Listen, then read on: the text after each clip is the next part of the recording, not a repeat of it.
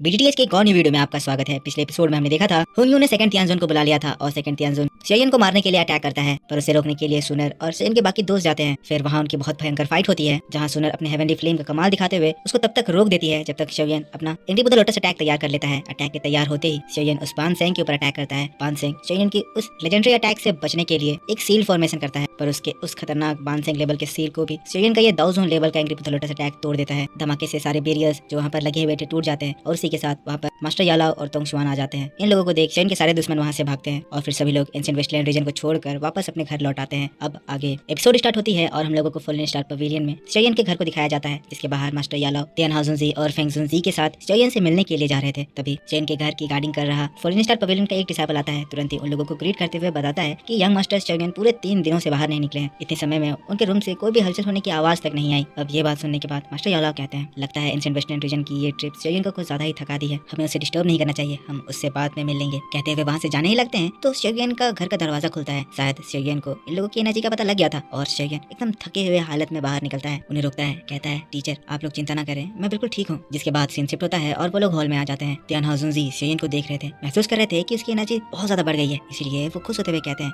शेयन यहाँ से जाने से पहले तुम्हारी कल्टीवेशन लेवल दाउजोन के 8 स्टार पर थी, पर देखो ना अब इतने कम समय में भी तुम्हारी स्ट्रेंथ बढ़ते हुए दाउजोन के 9 स्टार के 9 चेंजेस के पीक पर पहुंच गई है। ये बात वाकई में बहुत ज्यादा अच्छी है। तब शेयन खड़ा हो जाता है और खड़ा होने के बाद अपने हाथों को उठाता है और उसकी स्टोरेज रिंग से 11 हाई ग्रेड के पोथी सीड्स निकल आते हैं। जब तियान हाजुनजी फेंगजुनजी ये देखते हैं, ये चीज देखकर वो लोग एकदम शॉक्ड, क्योंकि अभी भी ये लोग दाउजोन लेवल पर ही हैं, तो इन लोगों के लिए एक पोथी सीड बहुत ही प्रीशियस ट्रेजर साबित हो सकता है। तियान हाजुनजी खड़े हो जाते हैं, शॉक्ड होते हुए कहने लगते हैं, ये तो पोथी सीड्स है। इस सेंटर प्लेन में एक पोथी सीड एक दाउजोन लेवल वॉरियर को अपनी जान से खेलने के लिए भी मजबूर कर सकता है। शेयन तुम्हारे पास तो इस तरह की 11 पोथी सीड्स हैं। शेयन मुस्कुराता है, कहता है, मेरा लक था जो मुझे ये पोथी सीड मिल गया। जिसके बाद फिर यालाओ की ओर देखते हुए कहता है, टीचर अगर आपको इन पोथी सीड्स की जरूरत है तो आप इन पोथी सीड को जितना मन उतना ले सकते हैं। कहते हुए पोथी सीड को यालाओ की ओर बढ़ाता है। फेंगजुनजी ये देखकर बड़े मुस्कुराते हैं और फिर कहते हैं, ये तो बहुत अच्छी बात हो गई ब्रदर याओचैन, मुझे याद है तुम बहुत लंबे समय से इन पोथी सीड्स को तलाश रहे थे ताकि तुम एक मेडिसिन बना सको। यालाओ भी उन हाई ग्रेड्स के पोथी सीड को देखते हैं, देखकर खुश होते हैं, लेकिन फिर अपने हाथों को बढ़ाते हैं और उनमें से 4 पोथी सीड को अपने स्टोरेज रिंग में रख लेते हैं। जिसके बाद शेयन से कहते हैं, इतना काफी होगा शेयन, तुमने इस बार काफी बढ़िया अचीवमेंट करे, पर हमारी किस्मत ही खराब थी कि इस बार वो बोधिसत्व फ्रूट इस वर्ल्ड में अपीयर ही नहीं हुआ। शेयन सुनता है पर कुछ जवाब नहीं देता है। यालाओ थोड़े से सैड हुए थे पर फिर इमोशन को कंट्रोल करते हुए कहते हैं, पर कोई बात नहीं, इंपॉर्टेंट चीज ये है कि तुम सभी लोग वहाँ से बिल्कुल सही सलामत वापस लौट आए, साथ में तुम लोगों को इतना ज्यादा गेन भी हुआ। जिसके बाद ये बात सुनकर शेयन एक गहरी सांस लेता है और फिर कहता है, इस बार जो सोल क्लैन है वो लोग खाली हाथ लौटे हैं, मैं वरीड हूँ कि वो लोग इस वजह से शांत तो बिल्कुल नहीं बैठेंगे, वो लोग हमारे ऊपर एक्शंस ले सकते हैं। तब फेंगजुनजी कहते हैं, शेयन चिंता की बात नहीं है, भले ही हॉल ऑफ सोल पावरफुल है पर एंशिएंट क्लैंस उसको भी बैलेंस करके रखते हैं। रही बात हमारे फॉल्न स्टार पवेलियन की, तो ये हॉल ऑफ सोल अब हमारे फॉल्न स्टार पवेलियन को इतने हल्के में भी नहीं ले सकता है कि वो जब मन चाहे आकर हमारे फॉल्न स्टार पवेलियन के ऊपर कंट्रोल कर सके। तियान हाजुनजी भी बताते हैं, शेयन तुम एकदम चिंता मत करो, जाओ आराम से अपना कल्टीवेशन करो, बाकी की चीजें हमारे ऊपर छोड़ दो, हम सब जी जान लगाकर हमारे फॉल्न स्टार पवेलियन को प्रोटेक्ट करेंगे। शेयन भी लोगों की बातों को सुनकर खुश हो जाता है, मुस्कुराता है, हमें से रिलाता है और सीन शिफ्ट हो जाता है। नेक्स्ट सीन हम लोग यालाओ और शेयन को देखते हैं, जो लोग फॉल्न स्टार पवेलियन के ही एक गार्डन में आ जाते हैं। पिछली बार शेयन ने यालाओ को बोधिसत्व फ्रूट या कहें बोधिसत्व हर्ट के बारे में नहीं बताया था, तो यहाँ पर वो बताने लगता है, बोधिसत्व हर्ट बहुत भयंकर चीज है, इसीलिए इसको सीक्रेट रखना बहुत ज्यादा जरूरी था। यालाओ से कहता है, टीचर मेरे पास कुछ चीजें हैं जो कि मैं आपको दिखाना चाहता हूँ। जब वो लोग बैठते हैं तो शेयन अपनी एनर्जी का इस्तेमाल करता है और अपने हर्ट में फोकस करते हुए यालाओ को वो बोधिसत्व हर्ट दिखाता है, जो कि शेयन के हर्ट के साथ लिंक कर गया है। उसके अंदर में इनॉर्मस एनर्जी सर्कुलेट कर रही है। अब ये इतनी भयंकर चीज है कि इसको देखकर तो यालाओ भी एकदम शॉट हो जाते हैं। शॉट होते हुए कहते हैं, ये तो बोधिसत्व हर्ट है। एकदम सीरियस होते हुए कहते हैं, मैंने तो सोचा था कि बोधिसत्व हर्ट इस बार अपीयर ही नहीं हुआ है। शेयन मैंने बिल्कुल भी एक्सपेक्ट नहीं करा था कि तुम इसे ऑलरेडी कंक्वायर कर लिए हो। शेयन तब यालाओ को वो कहानी बताता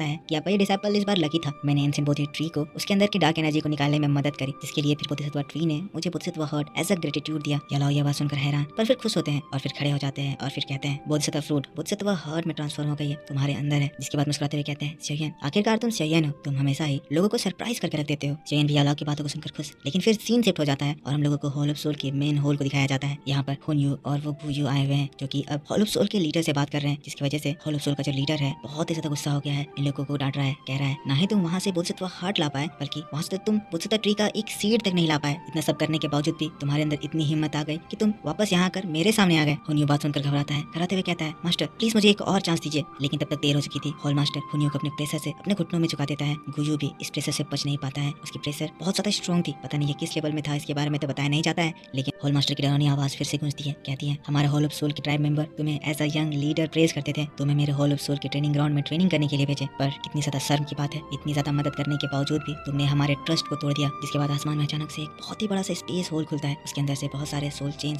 सोल हैंड बाहर निकलते हैं। आवाज फिर से गूंजती है, कहते हैं, हुनयू आज के बाद से तुम्हारे सिर से हॉल ऑफ सोल का फ्यूचर लीडर होने का टाइटल हमेशा के लिए हटा दिया जाता है। इतना ज्यादा इंपॉर्टेंट टाइटल तुम जैसे वेस्ट के हाथों में कभी भी नहीं जा सकता। तुमने हम सभी को निराश किया है, हमारी बेइज्जती करी है। कहते हुए वो जो स्पेस होल था वो हुनियो के अंदर से उसके सोल को खींचने लगता है। सोल एनर्जी हुनियो की बॉडी को छोड़कर जाने लगती है, जिससे हुनियो को बहुत ज्यादा तकलीफ होने लगता है। दर्द से हुनियो चिल्लाने लगता है और ये चीज देखकर गुयो घबराते हुए कहता है, पैलेस मास्टर प्लीज प्लीज मुझे माफ कर दीजिए। गुयो इसलिए माफी मांग रहा है क्योंकि उसे पता है कि हुनियो के बाद अगली बारी इसकी है। कहने लगता है, पैलेस मास्टर आपके सबऑर्डिनेट के पास काउंटर मेजर्स हैं, भले ही वो सेकंड उन बोधी सीड्स को फुल स्टार पवेलियन ले गया, पर मैं आपसे वादा करता हूँ कि मैं उस फुल स्टार पवेलियन को कभी भी बढ़ने नहीं दूंगा। अब इसकी यह बात को सुनकर पैलेस मास्टर हुनियो को छोड़ देते हैं। हुनियो जमीन पर गिरता है। डरावनी आवाज में फिर से कहते हैं, अगर ये बात है तो जल्दी अपने इस प्लान को पूरा करो, तुम लोगों की दूसरी गलती मैं बर्दाश्त नहीं करूंगा। जिसके बाद स्पेस होल गायब होता है। सोल एनर्जी उस जगह पर फैल जाती है और फिर वो कहने लगते हैं, अब समय आ गया है कि 8 एंशिएंट क्लैन के एंशिएंट कार्ड्स को दोबारा रीसफल करा जाए। कहते हुए वहाँ से गायब हो जाता है। इसका ये कहने से मतलब ये है कि वो एंशिएंट क्लैन के ऊपर अब हमला करने वाला है। सीन यहाँ से शिफ्ट हो जाता है और हम लोगों को शरीन को दिखाया जाता है, जो कि अभी कल्टीवेशन करने के लिए बैठ गया है। वो यहाँ पर बोधिसत्व हर्ट को रिफाइन कर रहा है ताकि वो बानसिंग लेवल पर पहुंच पाए। एक बार वो बानसिंग लेवल पर पहुंचेगा, इसके बाद ही वो दाओशिंग लेवल पर एंटर कर सकता है। पर यहाँ पर बोधिसत्व हर्ट के होने के बावजूद भी शोयन 9 चेंजेस के पीक